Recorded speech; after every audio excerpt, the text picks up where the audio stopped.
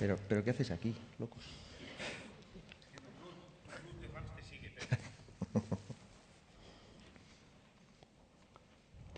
Tú quieres ponerme nervioso, ¿verdad?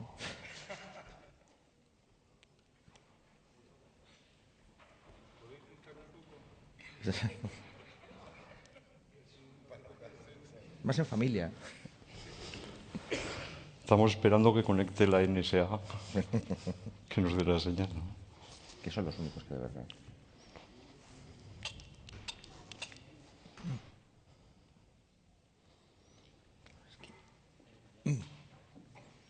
Bueno, pues empiezo a hablar, me dicen que ya se puede.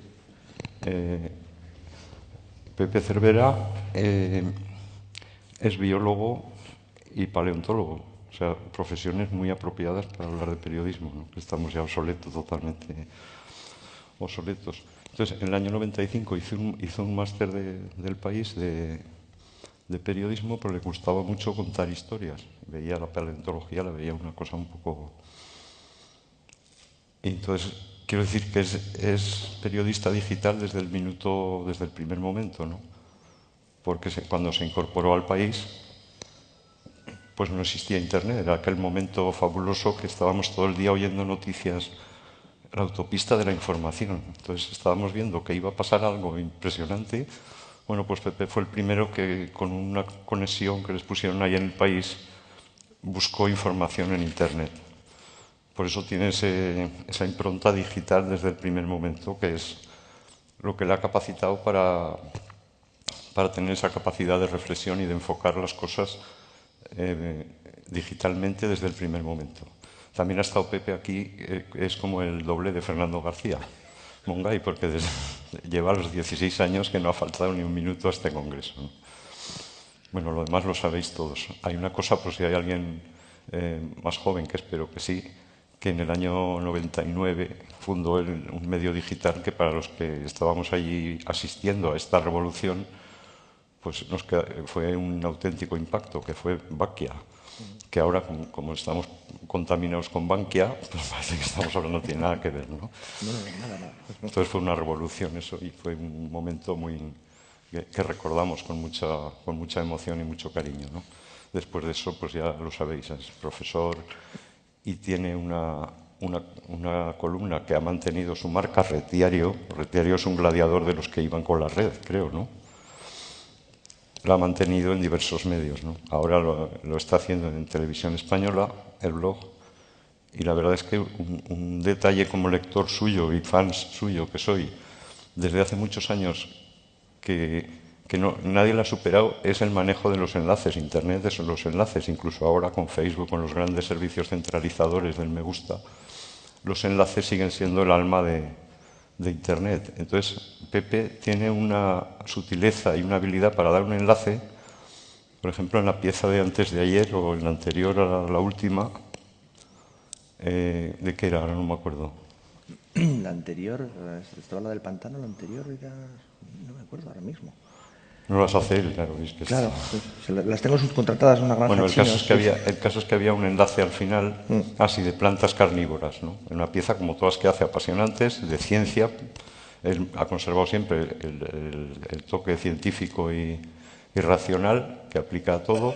Entonces hablaba de plantas carnívoras y de repente el enlace final te llevaba a una entrada de una novela que yo no había oído nunca y ya te quedas enganchado con ese enlace, ¿no? Era una novela de plantas carnívoras inglesa del año 55 y que tiene una pinta apasionante y da muchas ganas de leerla. Eso lo hace siempre, o sea, te amplía la información un poco, bueno. Y nada, no quiero alargarme más, solo decir que creo que esta es una intervención muy importante en el Congreso, porque el usuario, que todos somos usuarios, aunque siempre pensamos que los usuarios son los demás, ¿no? El usuario me parece, es el punto clave. Ya os dejo con Pepe, darle un aplauso muy fuerte, por favor. Ahora me ha dejado absolutamente aterrado, claro, porque ahora, qué responsabilidad. Bueno, pues precisamente, además no lo hemos preparado, pero ha pillado perfectamente un poco el tema que intento desarrollar hoy, porque hay una cosa que me preocupa cuando hablamos de periodismo digital, cuando hablamos de Internet, Y es precisamente que me da la impresión de que estamos fallando a nuestro público. Estamos decepcionando a nuestro público. Estamos fracasando en cubrir las necesidades de nuestro público. Y me da la impresión de que estamos provocando pues, desazón y mal rollo en nuestro público. ¿Por qué? Pues por una razón muy sencilla. Porque estamos tratando a nuestro público como a lectores. Si nos fijamos en nuestros medios de comunicación en Internet, si nos fijamos en los medios que estamos haciendo, la información que estamos haciendo, en realidad no hay tanta diferencia entre lo que estamos haciendo y lo de siempre. Vaya, lo de siempre, cuando digo lo de siempre me refiero a los primeros periódicos que nacieron en el siglo XVII. No hay tanta diferencia entre lo que estamos haciendo hoy, lo que seguimos haciendo hoy y lo que llevamos haciendo toda la vida, desde que se inventó la prensa, desde que fuimos capaces de hacer medios de comunicación. Seguimos haciendo lo mismo. Hacemos el mismo tipo de noticias, las construimos de la misma manera, las elaboramos de la misma forma, las servimos y las ponemos en nuestras páginas de una forma muy parecida, prácticamente idéntica a lo que toda la vida hemos hecho. Seguimos teniendo en nuestra cabeza el paradigma del lector. Seguimos pensando que nuestro público es el lector. Seguimos pensando que el ejemplo, el objetivo es dar servicio a un lector cuando en realidad nuestros usuarios, nuestro público, hoy en día es mucho más probable que acuda a nosotros en esta postura o en esta postura que en esta postura. Seguimos pensando en lectores porque son prácticamente lo único que conocemos. Porque cuando se inventó la escritura, hace más de 4.000 años, en Mesopotamia, se hizo una cosa mágica. La escritura es mágica. Tiene elementos mágicos. La escritura nos permite congelar las palabras. La escritura nos permite hablar con los muertos. Nos permite escuchar las palabras escritas por personas que ya no están. Nos permite recibir las palabras de gente que vive muy lejos de nosotros. Hay elementos de magia en la escritura.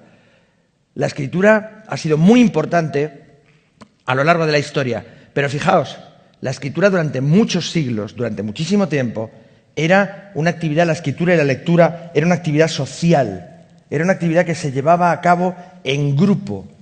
La gente no leía en soledad, la gente leía en grupo, leía con otras personas, era una actividad de tipo social. Sin embargo, en un momento determinado, y se suele convencionalmente vincular con la figura de San Ambrosio, un obispo de Milán del siglo IV o V, la invención, no es del todo correcto, pero está bien relacionado, la invención de la lectura en soledad, la lectura para uno mismo, la lectura en silencio. San Ambrosio, nos contaba San Agustín, solía leer en silencio, moviendo los labios pero sin pronunciar las palabras, y eso le extrañaba a la gente, porque eso no era lo normal.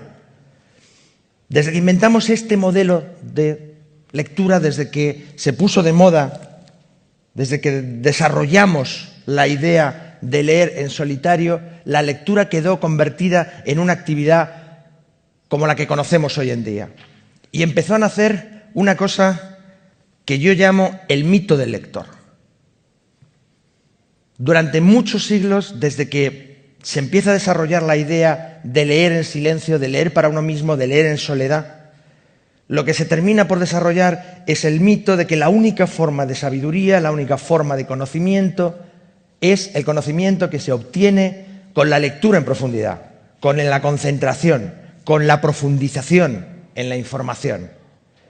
Ese es el mito del lector. Y es un mito que está tan absolutamente arraigado y tan absolutamente dentro de nosotros y de lo que seguimos haciendo hoy en día, que se leen libros constantemente, surgen, se publican editoriales, salen gentes muy sesudas a contarnos que Internet, que se reconoce correctamente como algo distinto, algo diferente, una forma distinta de acceder a la información, se va a convertir en un problema, se va a convertir en un desastre, porque resulta que se aparta de ese mito del lector. Se reconoce que el usuario es una cosa diferente, una cosa distinta, que el lector y el usuario no son lo mismo.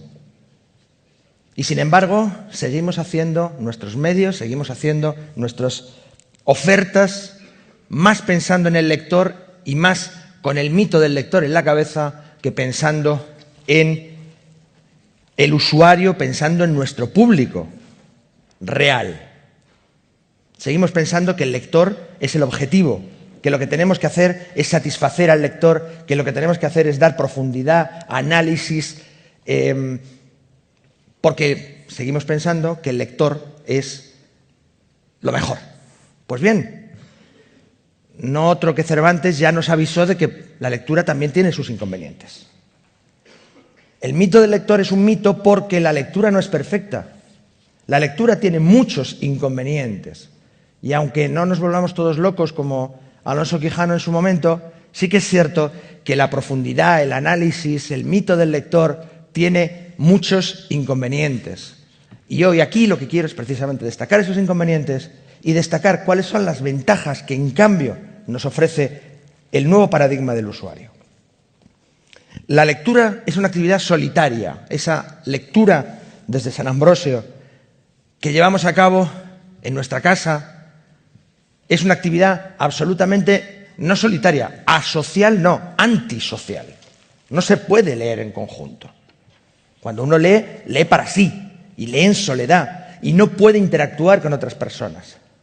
La lectura es una actividad inherentemente jerárquica. Hay un autor y hay un receptor. Hay uno que emite y hay otro que recibe. Hay uno que habla y otro que escucha.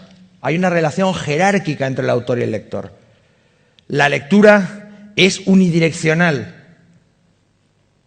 El autor escribe y dice lo que quiere. El lector solo puede recibir, no puede interactuar, no puede contestar al autor.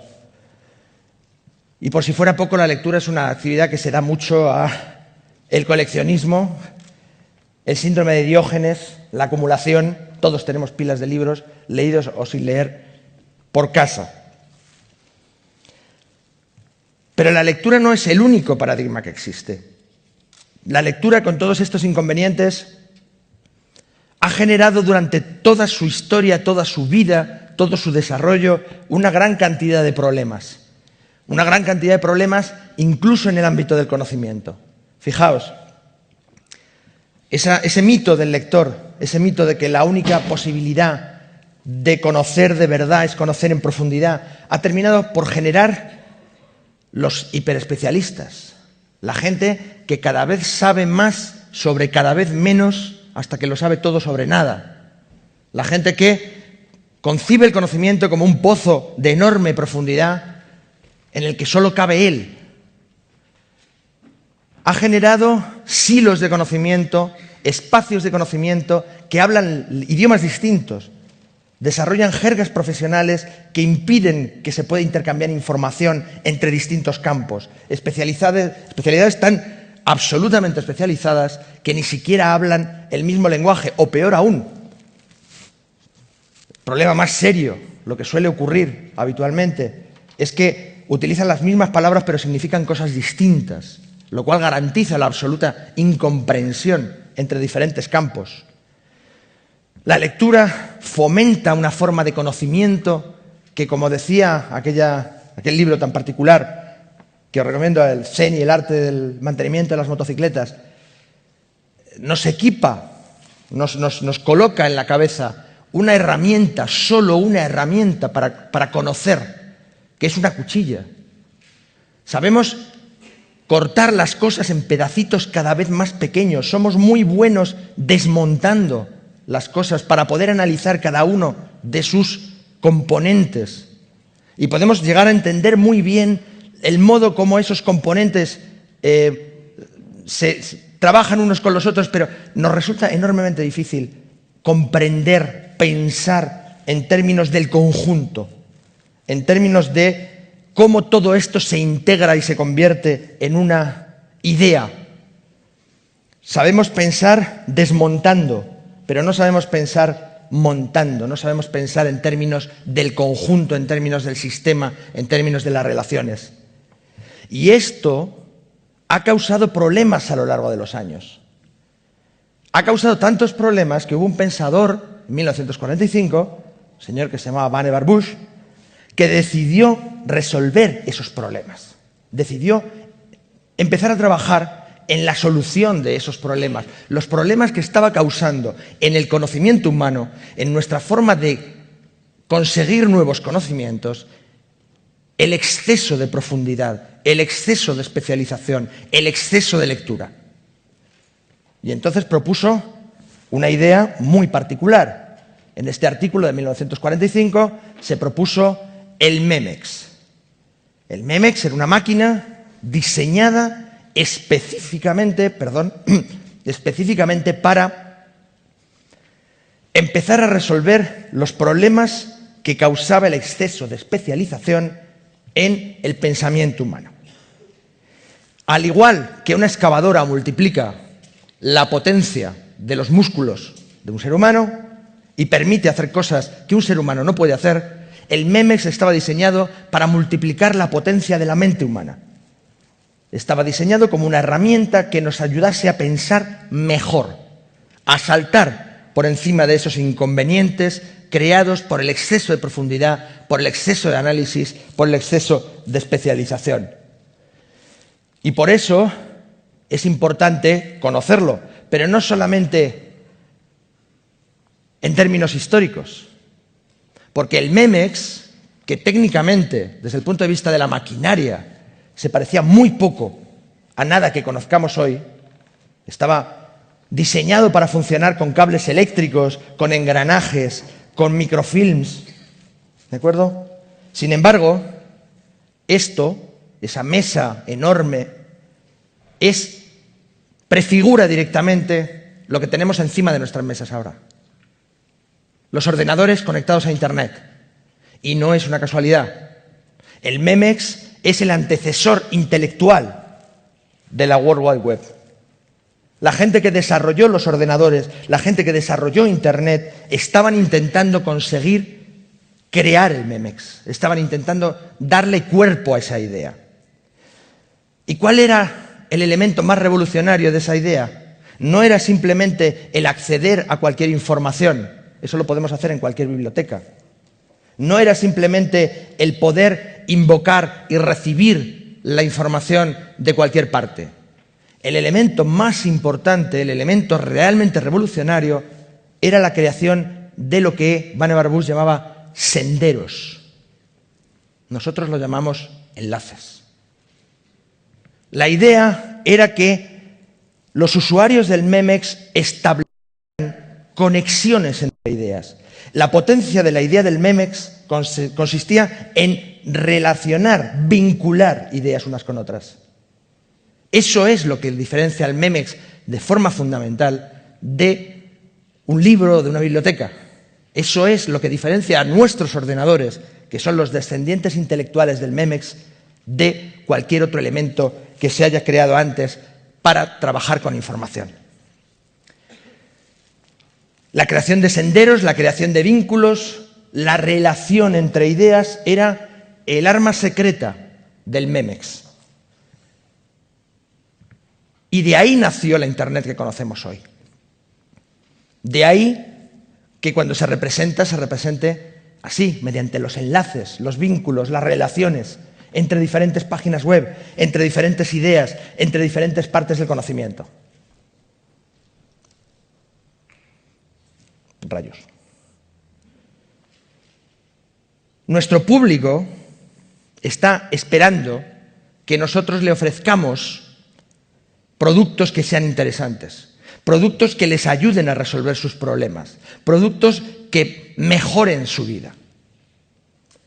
Nuestro público espera de nosotros máquinas, sistemas que les ayuden a resolver el principal problema que tienen en este momento, que es el exceso de información.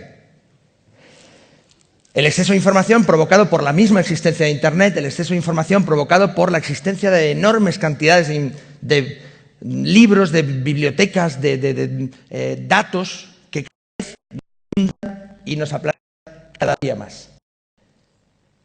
Y sin embargo, seguimos ofreciéndoles lo mismo de siempre. Productos diseñados pensando en el lector, productos diseñados pensando en la profundidad, productos que lo que sirven es para complicar el problema a nuestro público. El lector, la lectura, el libro, los productos que están basados en ese mito de la profundidad son actividades solitarias que fomentan la relación antisocial. Cuando os digan aquello tan bonito de que los juegos de ordenador hacen que la gente sea antisocial, pensad que los juegos de ordenador normalmente se juegan con otras personas, pero no se lee con otras personas, se lee en soledad. La lectura es mucho más antisocial que cualquier juego de ordenador. Y sin embargo, mientras el lector es antisocial, el usuario, por necesidad, por vinculación, por posibilidad, es inherentemente social. El usuario es gregario, el usuario participa, interactúa, mientras el lector, la lectura es jerárquica y establece una diferencia entre autores y lectores que termina por propagarse en toda la relación entre los escritores y los lectores. Mientras la lectura es una función completamente unidireccional, en la que uno habla y todos los demás escuchan, en cambio, el usuario es participativo. En el usuario, el paradigma del usuario es el de una persona que entra en relación con las ideas y con las vinculaciones y con los conocimientos con los que está relacionado.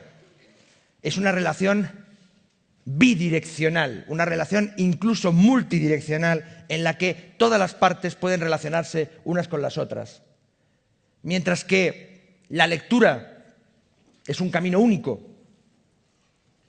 que está establecido directamente por el autor y que el lector no tiene ninguna posibilidad de modificar o de variar. En el paradigma del usuario, el lector es el que toma las decisiones y es el que crea su propio camino, porque no está esclavizado por un único hilo argumental, sino que se le ofrecen múltiples caminos y es esa persona la que desarrolla su propia vía, tomando la decisión de por dónde se va a mover. Mientras en la lectura se crean silos de conocimiento aislados, separados unos de otros, que no tienen capacidad de comunicación, que no tienen capacidad de polinización cruzada, de fertilizarse intercambiando información. En el paradigma del usuario no hay silos de conocimiento, lo que hay son conexiones, lo que hay es fertilización cruzada, lo que hay es una multiplicidad y una combinación de ideas entre diferentes partes de conocimiento que pueden hablar unas con otras y que de hecho lo hacen. Mientras que en el lector solo hay una vía, el usuario tiene la posibilidad de trazar su propio mapa de conocimiento. Puede salirse del camino, puede ir a otras partes, puede saltar delante y detrás, sin tener que seguir siempre la única posibilidad argumental, el único hilo posible, que es lo único que nos ofrece el libro. Mientras que en el paradigma del lector somos mineros, excavando cada vez más profundo, metiéndonos en agujeros cada vez más difíciles de conectar unos con los otros. En el paradigma del usuario nos tenemos que convertir en electricistas, tenemos que convertirnos en conectores, tenemos que convertirnos en vinculadores de información. Estamos decepcionando a nuestro público. Y estamos decepcionando a nuestro público. Parte de nuestra crisis viene de que estamos decepcionando a nuestro público porque no les estamos ofreciendo el nuevo paradigma, los productos que les permitirían resolver los problemas que tienen ahora. Seguimos pensando en términos de lectores. Seguimos tratando a los usuarios, a nuestro público, como si fuesen lectores. Seguimos haciendo productos para lectores, pensados con la profundidad, con el análisis y con la historia en la cabeza. Y no estamos pensando en nuestro público real. Nuestro público real son usuarios. Nuestro público real quiere conexiones, no quiere profundidad. Quiere relación social, no quiere soledad. Quiere relación no jerárquica con el autor. Quiere un diálogo y no un monólogo. Hasta que no empecemos a pensar en ellos como usuarios, hasta que no empecemos a diseñar nuestros productos pensando en los usuarios y no en los lectores, y pensando en cómo resolver los problemas de los usuarios y no en complicar los problemas de los lectores, nos mereceremos lo que nos pasa, que no nos hagan demasiado caso. Muchas gracias. Lo más triste que nos puede ocurrir no es morir. Lo más triste que nos puede ocurrir a los medios de comunicación no es que desaparezcamos. Lo peor que nos puede ocurrir es que, enciscaos en tratar a nuestro público como lectores, no solo desaparezcamos, sino que nadie nos eche nunca de menos. Muchas gracias.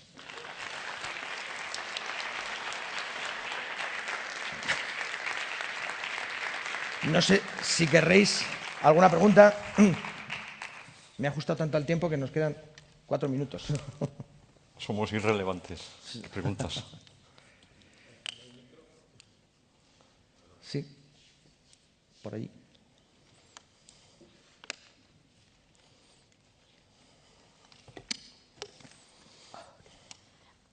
Hola, buenos días. Has hablado al final sobre todo de que nosotros tenemos que pensar en el usuario y no en un lector. Y lo de la clasificación jerárquica y el final, ¿no? Y yo me pregunto cómo incluimos a este usuario, si tiene que ir más allá de los comentarios que hay típicos en la prensa digital, cómo hacerle partícipe. ¿Cómo tiene que ser usuario? Porque además nos lo has explicado muy bien, que tenemos que ser los vinculadores de esta comunicación bidireccional. Gracias. Bueno, por supuesto, para empezar, esta funesta manía que se ha extendido en los últimos meses de eliminar los comentarios porque resulta que suponen un problema desde el punto de vista de pastorearlos y de procurar controlarlos, es una locura. Va directamente en contra de todo esto. Es decir, los comentarios son una herramienta para que los lectores, para que los usuarios participen, digamos, interactúen con el medio. ¿Es una herramienta muy imperfecta? Por supuesto que sí. Una herramienta enormemente imperfecta, pero al menos es una herramienta, es un pequeño paso. Yo creo que habría que trabajar más en desarrollar herramientas para permitir que los propios lectores, que los propios usuarios, que el propio público tenga la posibilidad de añadir información. Directamente añadir información, como hace la Wikipedia. Tú la Wikipedia la puedes editar, puedes añadir información, puedes cambiarla. Tenemos que dar espacios para que nuestros usuarios puedan hacerlo también en nuestras noticias, porque muchas veces el usuario sabe mucho más que tú sobre la información que estás publicando. No todos los usuarios, uno de ellos. Tenemos que saber encontrar a ese usuario y darle la posibilidad de que esa información que él tiene, que ese conocimiento que él tiene, beneficia a todos los demás usuarios. Yo estoy de acuerdo y creo además que es denigrante incluso los comentarios, porque los comentarios tienen que salir abajo y con una tipografía mucho más pequeña, y eso es denigrante. Entonces yo veo los medios de Internet, con perdón, como antiguos. El usuario tiene que tener la parte superior, la parte buena. Puede ser una columna a la izquierda, que es la mejor, un recuadrito. El usuario tiene que poder meter lo que quiera sin registrarse y sin cookies, sin nada. Con una levísima moderación no vaya a poner una tontada, ¿no? O una falta de ortografía. Sí. No. Ese es un primer paso solamente. Yo creo que hay que ir mucho más adelante. Hay que ir mucho más. Por ejemplo, otra forma de participación es poner enlaces. Porque si tú pones enlaces, el usuario decide cómo lee ese artículo. Es decir, está participando, tomando la decisión de activar o no activar los enlaces. Es también una herramienta de participación, porque le estás permitiendo, le estás dando las herramientas para que sea el usuario el que decida de qué modo recorre esa información. Pero sobre todo yo creo que es una cuestión de mentalidad. O sea, tienes que estar pensando en desarrollar herramientas, en desarrollar todas las herramientas que tengas que seas capaz de pensar para facilitar que el usuario participe. ¿Había más? Sí, aquí teníamos. Seguimos pensando en las cartas al director. Sí. Se parecen demasiado. Los Vamos, comentarios, tal que no como nos la están, quitamos. se parecen demasiado las cartas al director. Pepe, la charla me ha parecido muy estimulante y muy provocadora y muy interesante desde el punto de vista de reflexión.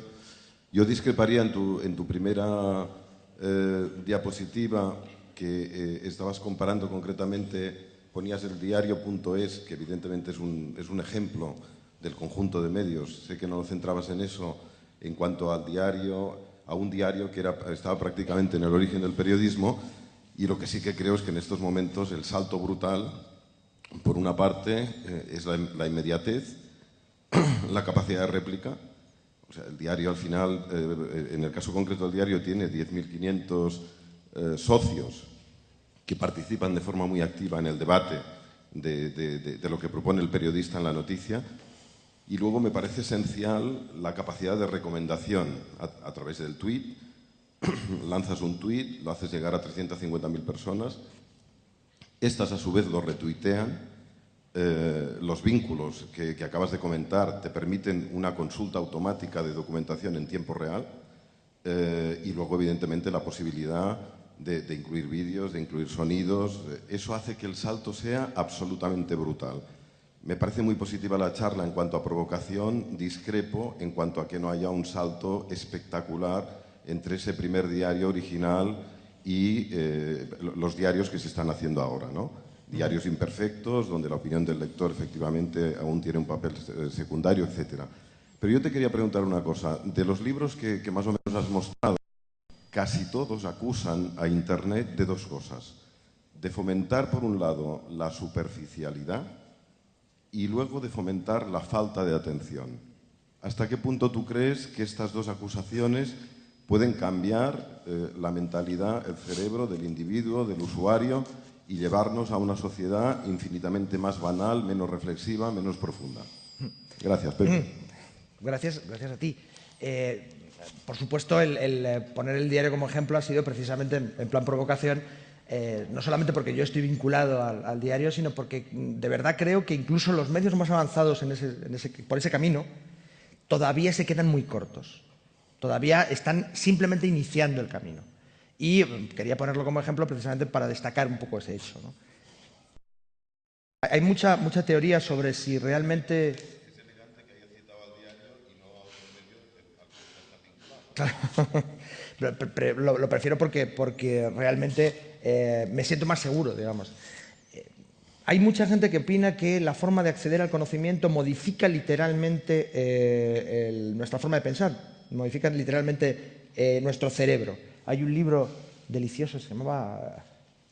El título es algo así como Proust y el calamar o algo por el estilo, que es una neuróloga estadounidense que precisamente lo que dice es eso, que el libro ha cambiado la estructura de nuestro cerebro. Es decir, que nuestro cerebro es plástico y cuando estamos acostumbrados a funcionar de una forma determinada, a acceder a la información de una manera concreta, el cerebro se adapta, se modifica y cambia su configuración para adaptarse a esa forma concreta de acceder a la información. Yo espero que sea cierto y espero, de verdad, que nuestro cerebro se modifique en el sentido de hacerse más superficial y más falta de atención. Y te explico por qué. Yo creo que nos hemos pasado como sociedad, nos hemos excedido en el exceso de profundidad. Es decir, al final tenemos un montón de problemas que están causados por una forma de pensar y esa forma de pensar está directamente relacionada con considerar que profundo es bueno, que profundo, separado y especializado es bueno y que la conectividad de ideas, la superficialidad, la vinculación es mala. Ojalá sea cierto que Internet está modificando nuestra forma de acceder a la información, porque yo creo que en este momento estamos en una etapa en la cual nuestra adicción a la profundidad nos está causando más problemas de los que nos resuelve. Muchos de los problemas que tenemos como sociedad en el mundo tienen que ver con el exceso de especialización, tienen que ver con la falta de vínculos, con la falta de conexión, con la falta de un pensamiento que establezca relaciones entre cosas. Y yo creo que está basado un poco en esa cultura de los silos, en esa cultura de la hiperespecialización, esa cultura que iguala saberlo todo sobre nada con ser un gran experto. Los problemas económicos que tenemos, los problemas ecológicos que tenemos, están relacionados entre sí, pero las disciplinas y los especialistas que los estudian no están relacionados entre sí. Y las ideas están separadas cuando deberían estar juntas. Cuando la manera correcta de pensar es pensar en términos de sistemas y no en términos de piezas. Tenemos que empezar a ver el coche. Y para eso necesitamos más vinculaciones, más conexiones horizontales y menos profundidad. Así que ojalá sea cierto esa acusación de David Carr de que somos unos superficiales. Yo escribí un artículo contestando un poco, criticando el libro, que empezaba, volviendo a mis raíces como biólogo, precisamente, el título en inglés del libro no es superficiales, sino The Shallows. The Shallows quiere decir superficialidades, ¿no? Pero también shallows en inglés es una palabra que tiene una traducción española que a mí me gusta mucho. Se llaman bajíos. Los bajíos son las zonas de poca profundidad en el mar, ¿vale? David Carr decía que íbamos hacia una sociedad de bajíos, una sociedad donde el mar poco profundo no iba a permitir, digamos, el conocimiento de gran profundidad que era necesario para avanzar. Bien, pues desde el punto de vista biológico no pudo equivocarse más. En el mar, los bajíos son las regiones más ricas, las que tienen mayor variedad de vida, las que tienen mayores variedades de peces, de corales, de esponjas, de anémonas. La mayor variabilidad de la vida se produce en los bajíos. Las profundidades abisales son pozos donde viven animales monstruosos que se alimentan de la mierda que cae del cielo. Más transparencia. Al elegir la metáfora, incluso sin darse cuenta, David Carr cometió un error grave. Pero su metáfora yo creo que es demasiado válida. Tenemos que salir de las profundidades y tenemos que empezar a pensar en términos de conexiones. Esta charla es sí. ha sido filosófica, ha sido muy profunda. Nos están diciendo que nos tenemos que marchar. Yo creo que un medio hora tendría que empotrar Menéame en la portada por arriba. Y que la gente, o sea, coger el Menéame, que es libre, software libre, coger el código, empotrarlo ahí en una ventaneta y que el usuario directamente vaya metiendo cosas, hacerse un Menéame, como un paso para... Pero sobre todo la mentalidad. Esa es la usuario. mentalidad que hay que desarrollar y hay que incorporar en todos los productos. Muchísimas gracias. Bueno, gracias. Ha sido un verdadero placer. Vámonos antes de que nos echen.